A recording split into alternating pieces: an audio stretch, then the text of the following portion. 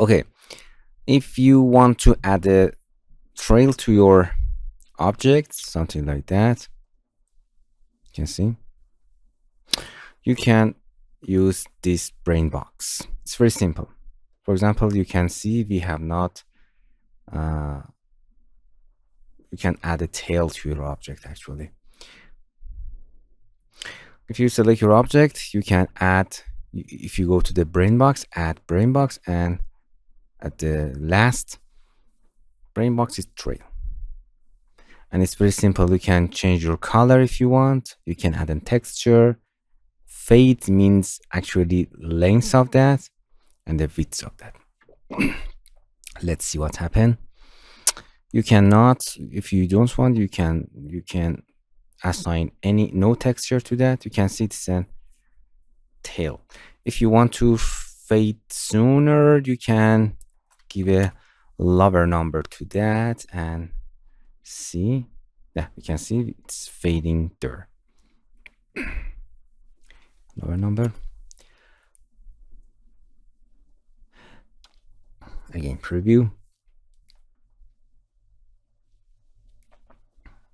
Now we can see, and you can change the width of that. Refresh. Now we can see this is there. You can add a texture to that. You can simply add any texture. You can drag and drop your object here. The rotation of the object is important. For example, this object is in this direction, this object in this direction. And let's test it. For example, this fire and then plate. It's stretch, I think, from this angle. Now you can see, you can create some trails like that, or another texture that is in the up vector of is it's different.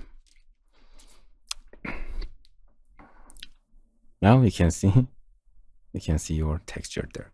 If you want to access more of that, it's a tail node, simple trail node here.